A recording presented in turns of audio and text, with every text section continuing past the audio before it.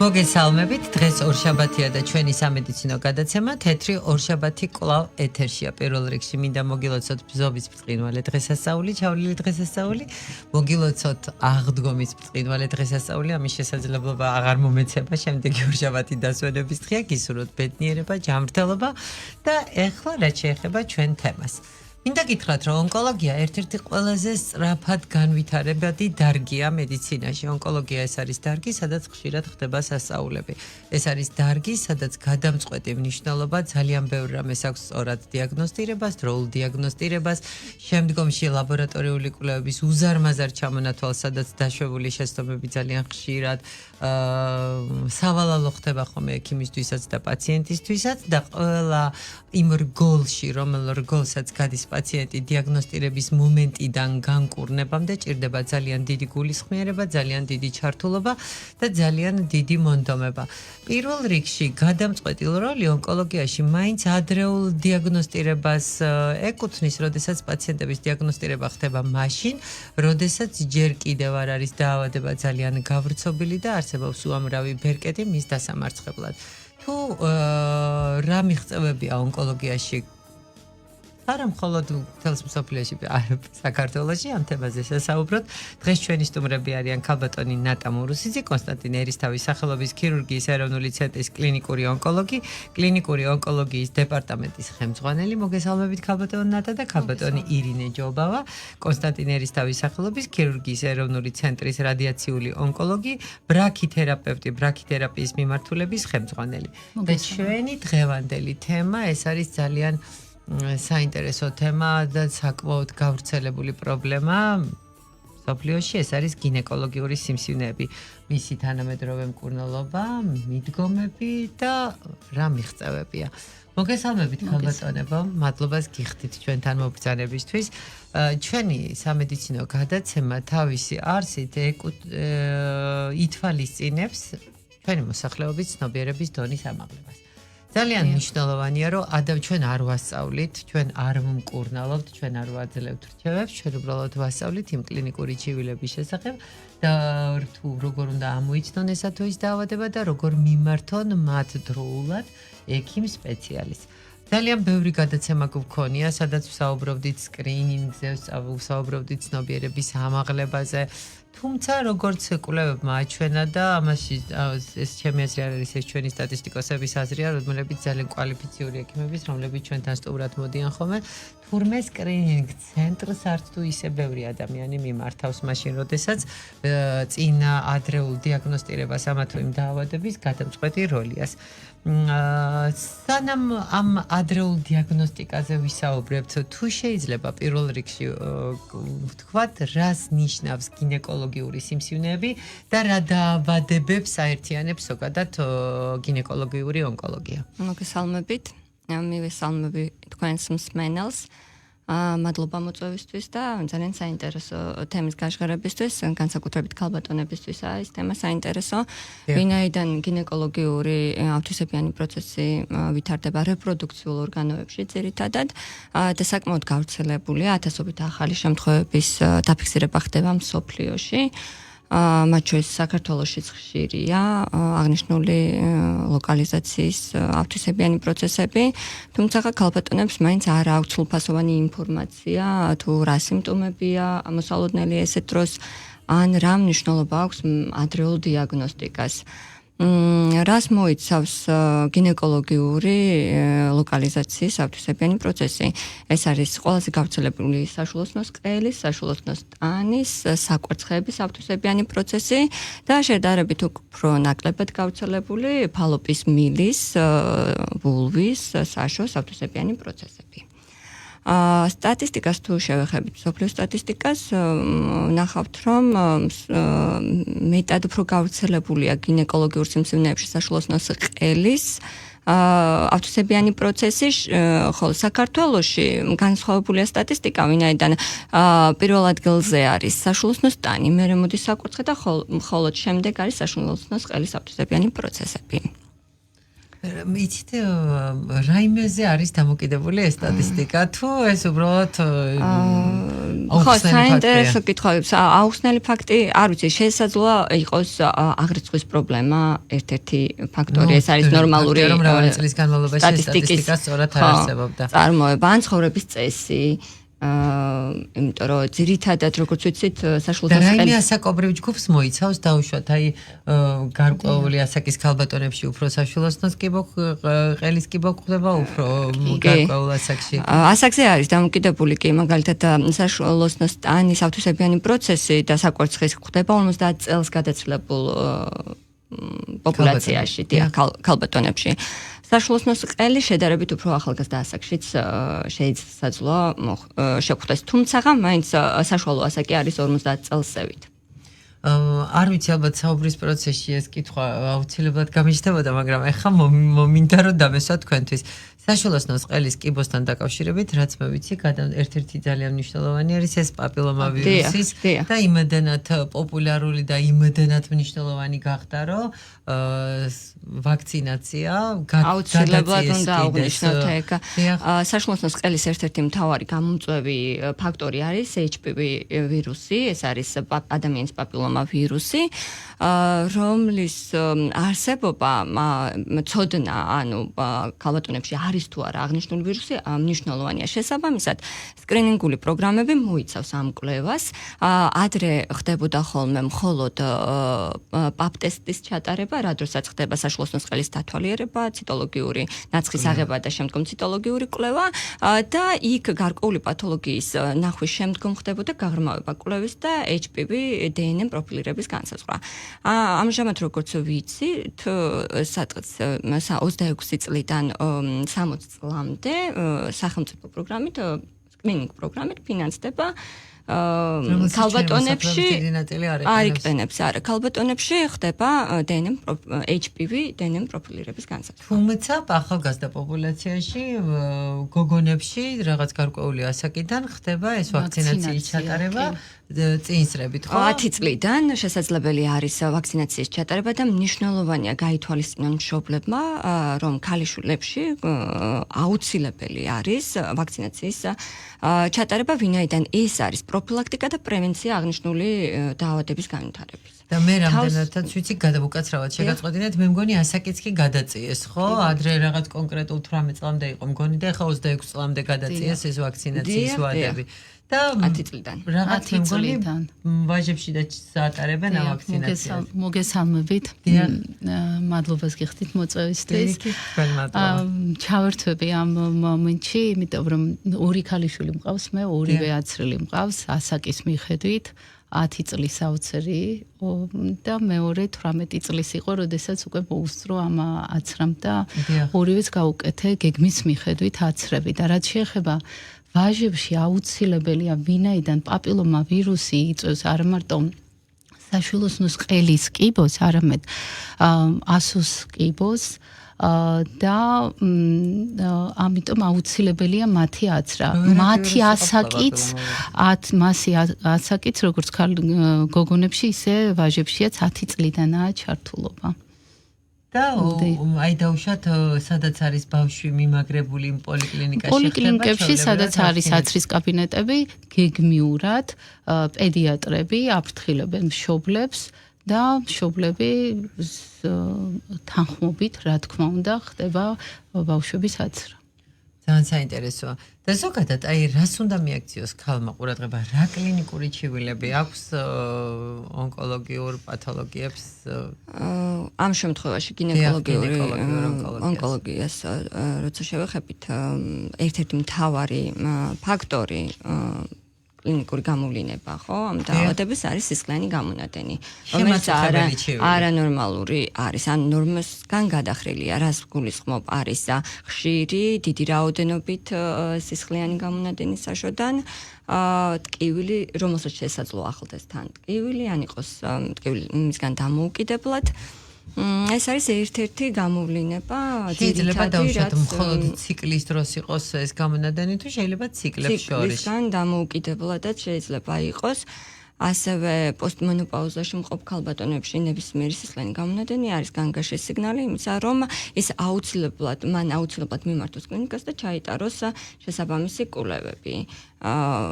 პირველ რიგში ეს არის, რა თქმა უნდა, ეს ასაკთან არ არის კორელაციაში. ასაკთან არ არის კორელაციაში, რა თქმა უნდა, ნებისმიერი სისხლიანი გამონადენი, რომელიც არ არის კავშირში თუნდაც ციკლთან, აუცილებლად საჭიროებს ჩარევას და გამოკვლევებს. ვინ არიან კიბოს რისკის ყველაზე მაღალ, ესე ვთქვათ, მოწყვლადი ყველაზე მეტად რომელი პოპულაცია? გარკვეული რისკ ფაქტორები არსებობს. ერთ-ერთი რისკ ფაქტორი ეს არის ასაკი, როგორც აღვნიშნე, 50 წელს ზევით ქალბატონებში მეტად ხდება აღნიშნული დაავადების განვითარება. პოპულაცია, რომელსაც აქვს HPV ვირუსი დიაგნოსტირებული, საჭიროებენ აქტიურ სკრინინგს. არის ასევე სხვა ზოგადი რისკ ფაქტორები, ეს არის გენეტიკური, ესე ვთქვათ, წინასწარ განწყობა, რა დროსაც გარკვეული მუტაციების არსებობა, მაგალითად საკვერცხების სიმსივნეების დროს არის გარკვეული გენეტიკური მუტაციები, აღმოჩენილი ბრაკა მუტაციები, რომლის არსებობის დროს მაღალია რისკი. ასევე არსებობს გარკვეული სინდრომები, როგორც მაგალითად ლინჩის სინდრომი, რა დროსაც როგორც საშუალოსნოს ტანის, საკვერცხის და სხვა ავტოიმუნური პროცესების განვითარების რისკი არსებობს. სიმსუქნე ასევე ერთ-ერთი რისკ ფაქტორი არის საშუალოსნოს ტანის კიბოს განვითარების, ვინაიდან ამ დროს ხდება ესტროგენების დიდი რაოდენობით გამომუშავება ორგანიზმში გამომუშავება. ესტროგენების დიდი რაოდენობით მიღება ერთ-ერთი რისკ ფაქტორია, შაქრიანი დიაბეტი, ჭარბი წონა, ეს არის ის ძირითადი რისკ ფაქტორები, რომლებიც აღნიშნულ დაავადებებს იწვევს. შესაბამისად, მიუხედავად იმისა, არსებობს რისკი თუ არა, როდესაც ჩვენ გვაქვს კლინიკური პროგრამა, აუცილებელი არის მოსახლეობამ მიმართოს აღნიშნულ სკრინინგულ პროგრამებს, ვინაიდან სკრინინგის არსიც სწორედ ის არის, რომ დაავადება დადგინდეს იმ ეტაპზე, ვიდრე ის გარკვეულ კლინიკურ გამოვლინებას სანამ კლინიკური გამოვლინება ექნება ამ დაავადებას, იმიტომ რომ ნებისმიერი სიმპტომის გაჩენისას ეს არის სისხლდენა, ტკივილი თუ სხვა სიმპტომი ჩნდება მაშინ, როდესაც დაავადება გავრცელებულია და არ არის ლოკალური. ხო, ჩვენ გვინდა დაავადების აღმოჩენა, მანამ სანამ ის მოიცავს, თქვათ, ან ლიმფურ კვანძებს, ან სხვა ორგანოებს, ან ზომაში იქნება ძალიან დიდი. და კიდევ ერთი თემა არსებობს, რომელიც აუცილებლად დაგვეკითხება ჩვენი მსმენელი, გვაქვს ამის გამოცდილება. შემთხვევათა გარკვეულ პროცენტში მოსახლეობის ნაწილი თვლის, რომ ის გინეკოლოგთან უნდა მივიდეს მხოლოდ იმ შემთხვევაში, თუ აქვს სქესობრივი კავშირი, თუ არის გათხოვილი, აქვს ოჯახი და ასე შემდეგ. რომ არ შეიძლება დაუქორწინებელ ქალბატონს დაემართოს მსგავსი ონკოლოგიური პათოლოგია. ეს მითი რეალობაა თუ არ არის?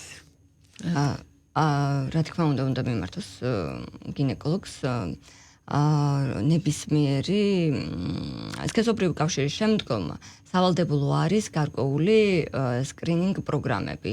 თუმცა სკრინინგ პროგრამები საქართველოში ხორციელდება 26 წლიდან. არის ის, ესე ვთქვათ, დაოჯახებული თუ არა? არის. ხო.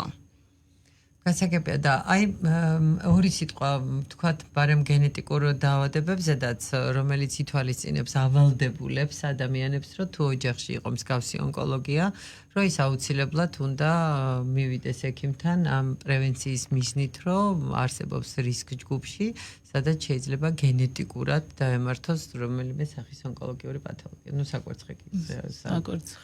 ძირითადად საკვერცხეზე და ცუდოზე, აი ეს ბრაკა მუტაციები, რომელიც ესე არის, ესე ვთქვათ, ონკოლოგიაში ძალიან ცნობილი და ყურადსაღები, ვინაიდან ბრაკა მუტაციის არსებობის შემთხვევაში მაღალი არის საკვერცხის კიბოს განვითარების რისკი და ცუძოს კიბოს განვითარების რისკიც მაღალია. შესაბამისად, უნდა იტარებდნენ პროფილაქტიკურ კვლევებს.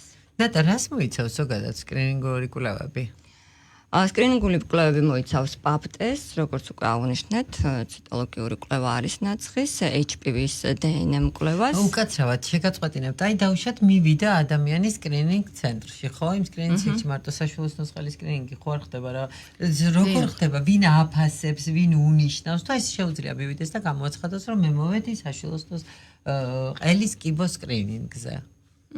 სკრინ საჭიროების შემთხვევაში რა თქმა უნდა ერთვება სპეციალისტი, ეს არის გინეკოლოგი, ეს არის მამოლოგი. ანუ მიდის ადამიანი და ითხოვს ამ კვლევას. ჩვენს კლინიკაში მაგალითად არის ყველა სკრინინგული პროგრამა, ანუ ეს არის საშვილოსნოს ყელზე, ძუძუს კიბოზე, სხვილი ნაწლავის, სწორი ნაწლავის კიბოზე და პროსტატის. ანუ გაჩნია რაზე მიდის, იმის მიხედვით, მაგალითად საშვილოსნოს ყელის კიბოს სკრინინგის დროს გინეკოლოგი ერთვება, აკეთებს კოლბოსკოპიას და აკეთებს პაპ ტესტს.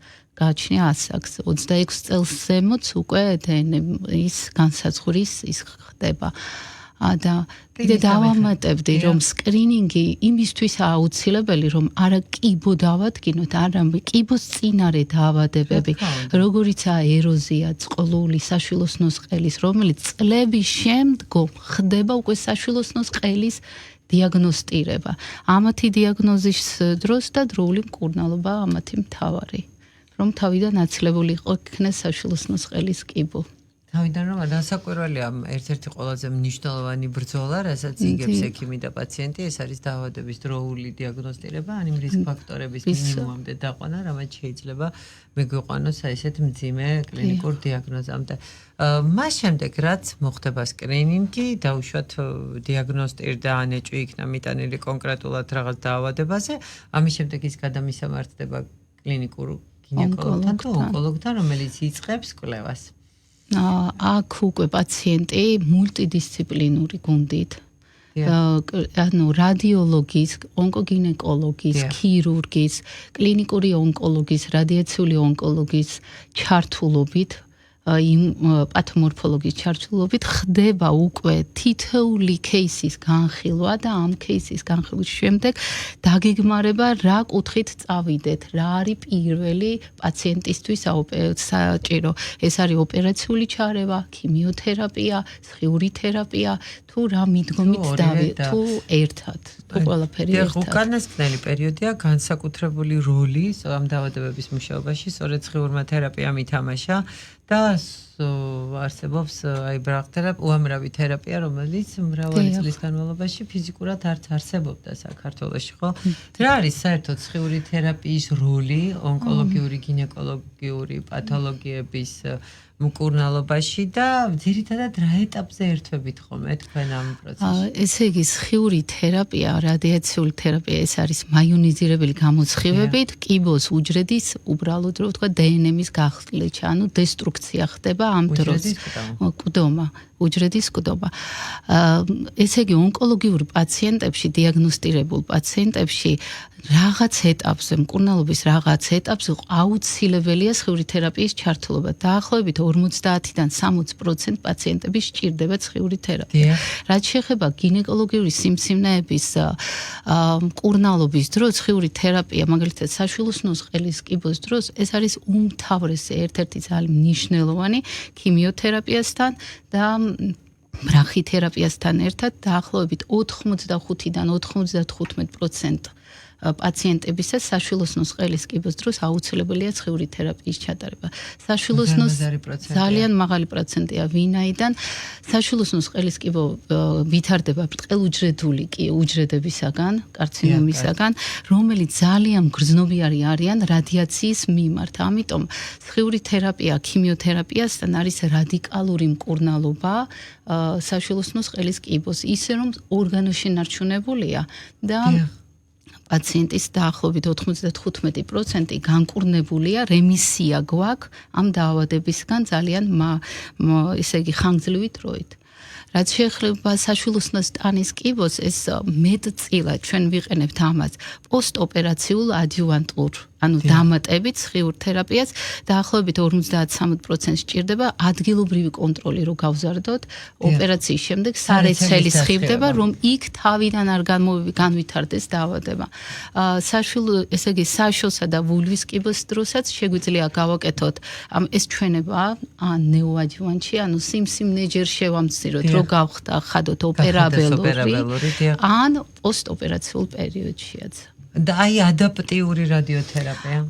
ადაპტიური სხიური თერაპია, როგორც ონკოლოგია ვითარდება და ყველა სფერო ვითარდება, ისე განვითარდება სხიური თერაპიის ესე იგი როლიც გაიზარდა და სხიური თერაპიის ინოვაციებიც ტექნოლოგიური განვითარება მოხდა და ერთ-ერთი ესეთი ტექნოლოგიური განვითარებას ჩვენს ფეხი აუწყვეთ და ჩვენმა კლინიკამ, ჩვენს დეპარტამენტში, ესე იგი გვაქვს ვარიანის ფირმის ამერიკული კომპანია, ვარიანის ფირმის ეთოსის აპარატი, კი, ძალიან ცნობილია. 40 ქვეყანაშია სულ და ერთ-ერთი კავკასიაში მხოლოდ ჩვენ საქართველოშია და ჩვენ კლინიკაშია ეს ეთოსის აპარატი. თურქეთში მხოლოდ სტამბულში ერთ კლინიკაში დგას და ადაპტიური დასხივება ხდება, ანუ ამ აპარატს აქვს ხელოვნური ინტელექტი და ჩამონტაჟებული აქვს კომპიუტერული ტომოგრაფიის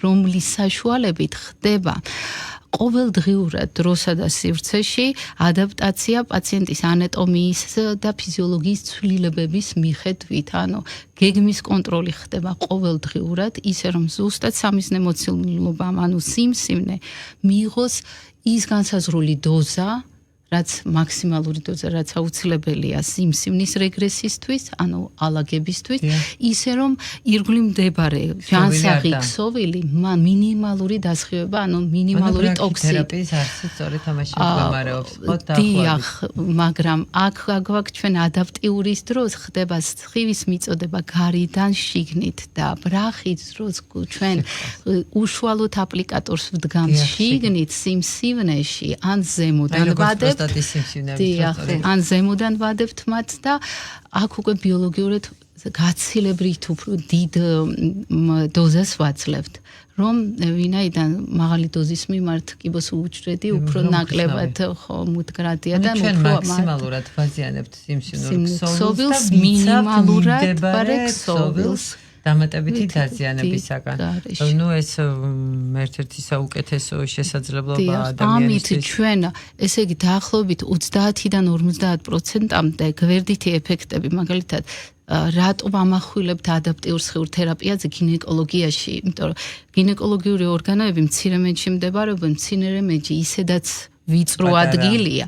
იქ სწორი ნაწლავი, მსხვილი ნაწლავი, შარდის ბუშტი, რომელიც ძალიან ახლოსაა და ამიტომ თან მოძრავია, მუდმივად მოძრავია და ამიტომ ყოველდღიური ჩეკინი, ანუ კონტროლი აუცილებელია და ამ დროს მათი ყოველდღიური ესე იგი ჩეკინის შედეგად დასხივებით ჩვენ ვცდილობთ ექიმები და ეს დახვეწილი პროგრამა, რომ რაც შეიძლება დაბალი დოზა მიიღოს შარდის ბუშტმა და სწორნაწილმა.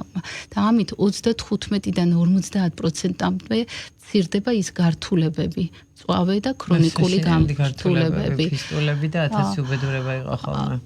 დიახ, მაგრამ ფისტულების განვითარება უფრო სხვა პრობლემებთანაა დაკავშირებული, როდესაც სხიური თერაპიის შედეგად ფისტულა რო განვითარდეს, ძალიან მაღალი დოზა უნდა მოხდეს და ძალიან აი ბრმად. მე პირადად ისეთი პატარა რომ მე მახსოვს ეს პრობლემები, როდესაც ჰქონდათ ჩვენ პაციენტებს სხიური თერაპიის შემდეგ. მაგრამ იქ შეიძლება ყოფილიყო ინვაზია. საშვილოსნოს ყელის ან შარდის ბუშტისგან ან სწორი ნაწლავისგან და დაჭრილი ქსოვილის შემდეგ განვითარება. როცა ლაგდება სიმსივნე და ვერასწორებს ფიბროზი იქ ჩალაგებას, მაშინ ვითარდება ფისტულა, კი ბატონო. მინდა რა რამდენიმე სიტყვა სტერეოტაქსიურ რადიოთერაპიაზე დაც რომ სტერეოტაქსიული, ანუ რადიოქირურგია, ესეც ახალი მიდგომა, როდესაც უკვე გვაქვს ჩვენ მრავლობითი, ანუ დაახლოებით 1-დან 5-მდე ოლიგომეტასტაზი, ანუ პირველად დაავადებასთან ერთად გვაქვს კიდე პლუს მეტასტაზი. ამ დროს ჩვენ შეგვიძლია მეტად რადიკალურად უმკურნალოთ პაციენტს, იმისთვის რომ ესე იგი დაავადებისგან თავისუფალი პერიოდი ცოტა გაუხანგრძლივოთ და სიცოცხლის ხარისხი გაუმჯობესოთ. ამ დროს ჩვენ უშუალოდ დამიზნებით ვასხივებთ მხოლოდ იმ დაზიანებულ უბნებს მაღალი დოზებით. მხოლოდ დაზიანებულ უბნეთს. სტერეოტაქსიას ვიყენებთ აგრეთვე, როდესაც გვაქვს რეციდივი ადგილობრივი მცირე მანჯში, ეს იქნება ლიმფურ კვანძებში, თუ ისევ საშოს ტაგვზე ან მცირე მენჯში, სადაც არაოპერაბელური ან ქიმიოთერაპიის შემდგომ, იმუნოთერაპიის შემდგომ ნარჩენი გვაქვს კიდე ეს და სიმსივნე, რამს იმის დროსაც ვააკეთებთ მაღალი დოზის დასხივებას, რომელიც არის დაახლოებით 1-დან 3 ან მაქსიმუმ 5 ფრაქცია, ანუ სეანსი და მინიმალური გვერდითი ეფექტებია. სხეულ თერაპიას უამრავი მიზეზის გამო გამოიყენებენ იგივე პალიატიური სხეული თერაპია ტკივილის სისხლდენების შემთხვევაში ანუ სხვადასხვა პერიოდში კი რა თქმა უნდა ანუ ჩვენ შეგვიძლია ზუსტად სტერეოტაქსიული დასხივება შეიძლება მცირე მენჯში გამოვიყენოთ როგორც ტკივილების გაყუჩების მიზნისას, როცა ძულებშია მეტასტაზი, მცირე მენჯის იქნება ჩონჩხის ნებისმიერ გასაუმჯობესო სისხლდენების დროს შეგვიძლია როგორც სტერეოტაქსიული ჩვეულებრივი ადაპტიური სხეული თერაპია გამოვიყენოთ, რომ სისხლდენის ლიკვიდირება მოხდეს და პაციენტის სიცოცხლის ხარისხი გაუმჯობესდეს. ახლა ჩვენ სულ რამოდენიმე წუთით სარეკლამო ჭრაზე უნდა გავიდეთ და შემდგომში ისევ დავბრუნდებით თემ საინტერესო სტუმრებთან ერთად პირდაპირ ეთერში. ჩვენ ისევ დავბრუნდით პირდაპირ ეთერში, ვისაც ჩვენი გადაცემა დაინტერესებთ, გინეკოლოგიური ონკოლოგია, ორი არაჩვეულებრივი და ძალიან საინტერესო სტუმარი მყავს ეთერში, შეგიძლიათ ჩვენს წინა ჩართვას უცხროთ და უსმინოთ და ახლა ბრაქთერაპიაზე ვსაუბრობდით, ქალბატონო, თუ შეიძლება რომ დავასრულოთ ეს თემა და მე ქალბატონ ნატასთან მიქნება შემეჯამებელი კითხვა. ესე იგი, გინეკოლოგიური ლოკალიზაციის სიმსივნეების მკურნალობისთვის ერთ-ერთი უმთავრესი არის ბრახითერაპიის დამატებას, ბრახითერაპიის ჩატარება. რა არის ბრახითერაპია? ეს არის რადიოაქტიური წყაროს შეყვანა უშუალოდ სიმსივნეში. ეს იქნება საშვილოსნოს ყელში თუ ღრუში, საშვილოსნოს ტანის ღრუში თუ საშოში, სპეციალური აპლიკატორების დახმარებით ჩადგმა და მაღალი დოზის მიწოდება. ბრახითერაპიის დროს, ესე იგი, ვზრდით ჩვენ ამით მაღალ დოზას ვაძლევთ იმ αδგილობრივად და ზრდის ადგილობრივ კონტროლს, სიმსივნის ადგილობრივ კონტროლს დაახლოებით 35-40%-ით, ხოლო ზოგ სიცოცხლის საერთო გადარჩენადობა შედარებულია იმპრესიორის კვლევებით, სადაც ადაპტიური რადიოთერაპიასთან ერთად მაგნიტურ რეზონანსულ დაფუძნებულ ბრახითერაპია ერთობლივად გაკეთდა და აქ სიცოცხლის საერთო გადარჩენადობა იზრდება დაახლოებით 75-დან 95%-ად. და ადგილობრივი კონტროლი 25%-ით იზრდება. ვიდრე, ესე იგი, თუ მხოლოდ ექსტერნალ დისტანციური ბრახითერაპიის სხიურ თერაპიას გაუკეთებთ პაციენტს, მაშინ ადგილობრივი რეციდივის ალბათობა დაახლოებით 30-40%-ია. და ყავს მედანატას ძალიან ბევრი პაციენტი ხშირია, როდესაც გაკეთდა მხოლოდ დისტანციური სხიური თერაპია მაღალი დოზით, დაახლოებით 50-50.4 გრეიდ მცირე მენჯის, მაგრამ საშვილოსნოს ყელის გინეკოლოგიური სიმსივნეები ისეთია, ანუ ბრტყელუჯრედული სიმსივნეები ისეთი სიმსივნეებია, რომლებიც ბიოლოგიურად ძალიან მაღალ დოზას მოითხოვენ და თუ ბრახითერაპია არ დაემატა, რამოდენიმე წელიწადში, რამოდენიმე თვეში აუცილებლად გვექნება რეციდივი, ადგილობრივი რეციდივი. ანუ ეს არის არა მხოლოდ სამკურნალო, არამედ ეს არის გარკვეული გარანტია დაავადების პროგრესირების თავიდან აცილების, რომელიც შემთხვევათა მაღალ პროცენტში ეს გაიდლაინებში ზის, რომ საშვილოსნოს ყელის კიბოს დროს აუცილებულია შერწყმულად, ანუ ქიმიოთერაპია, სხიური თერაპია და პლუს ბრახითერაპიით დასრულება. და ბოლოს დასრულება ბრახითერაპიით. მსგავსი დაახლოებით ბრახითერაპიაზე იგივე წარმატებული ეთერი ქონდა, სულ საუბრობდით, როდესაც პროსტატის სიმსივნეებზე ეხებოდა, იმიტომ რომ გადატრიალება მოახდინა მართლა პროსტატის სიმსივნეების მკურნალობაში ბრახითერაპია. ჩვენი საერთოდ რო სამწუხაროდ შეზღუდულია და თუ შეიძლება ნატა მე მინდა გკითხოთ რა რეკომენდაციებს მიცემდით ზოგადად ქალბატონებს რათი დაიცვან თავი როგორ ამოიცნონ ეს კლინიკური ჩივილები როდის მიმართონ ექიმს რა მნიშვნელობა აქვს კლინიკს უბრალოდ ყველაფერი რაც შეგიძლიათ რჩევის სახით რომ გვირჩიოთ ჯამთელ პოპულაციას ვურჩევდი რომ ჩაიტარონ ის კლინიკური მიიღონ მონაწილეობა კლინიკურ პროგრამებში რაც არსებობს საქართველოში ვინაიდან ეს ძალიან მნიშვნელოვანია ვინაიდან ადრეული დიაგნოსტიკა არის გადარჩენის საწინდარი. დიახ, საშუალო სკოლაზე აღნიშნეთ, რომ არსებობს სკრინინგ პროგრამა, ასევე აღნიშნოთ ცუცუს კიბოს დროს, პროსტატის დროს, კოლორექტალური სიმსივნეების შემთხვევაშიც არსებობს სკრინინგ პროგრამა.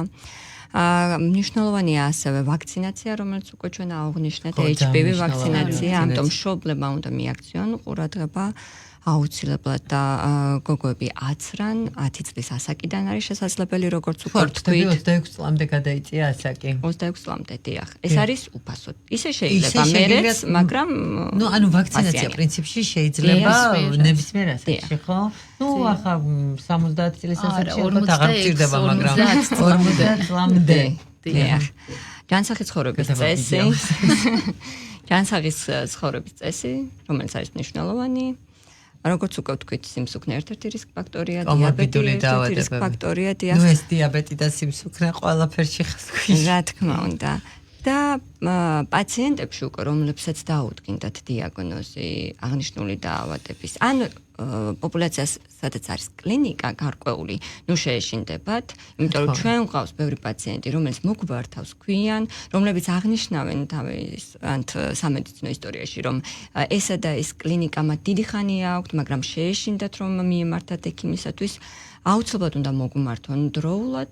რათა მოხდეს თუნდაც მაგ ეტაპზე დროული ესე ვთქვათ დიაგნოსტიკა ჩატარდეს ჩაიტარონ ყველა ის მნიშვნელოვანი კვლევები რასაც ექიმი ურჩევს პრობლემის უგულებელყოფა პრობლემას არ აგვარებს რა თქმა უნდა კვლევები არის მრავლად მაგრამ ყველა ეს კვლევა საჭიროა ვინაიდან ვიცით რომ ავთვისებიანი პროცესი არ არის ყოველთვის ლოკალური შეიძლება გავრცელდებს ნებისმიერ ორგანოში მოშორებით არსებულ ორგანოებში შეიძლება გავრცელდეს ამიტომ ყველა ის თანამედროვე ტექნოლოგიური კვლევები რაც ჩვენს კლინიკაში აქტიურად გამოიყენება და არის ის იქნება კომპიუტერული ტომოგრაფია მაგნიტორეზონანსული ტომოგრაფია თუ უახლესი პეტ-კატ კვლევა აუცილებლად უნდა ჩატარდეს ექიმის რეკომენდაციით და მოხდეს ზუსტად სტატირება, რის შემდგომაც უკვე მკურნალობაზე ირინა მისაუბრა, ძალიან ბევრი საშუალება არსებობს და მთავარია აი ყველა ამ რეკომენდაციას მიყვეს პაციენტი. და არა მარტო კლინიკური ჩივილების შემთხვევაში, მაშინაც კი თუ გვაქვს რაღაც ოჯახური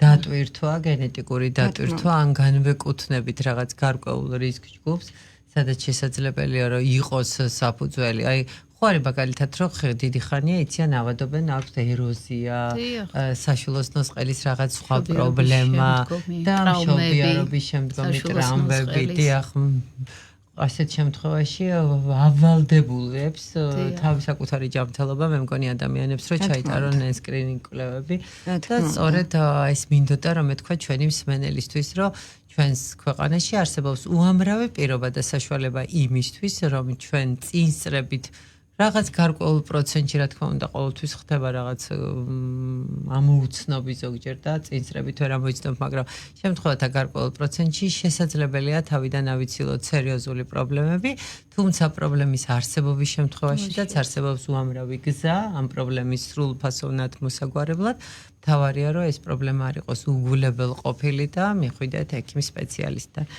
ძალიან საინტერესო სტუმრები მყავდა მიხარია რომ მოხვედით თქვენ ჩვენთან სტუმრად გემშვიდობებით პატივისცემით გემშვიდობებით ჩვენ მსმენელსაც უკვე ორი კვირით ვინაიდან აღდგომის ბრწყინვალე დღესასწაული სულ მალე დადგება ბედნიერებას გისურვებთ ჯანმრთელობას გისურვებთ და პირველივე შესაძლებლობის შემთხვევაში დავბრუნდები ეთერში საინტერესო სტუმრებთან ერთად საინტერესო თემებზე სასაუბროთ ნახვამდის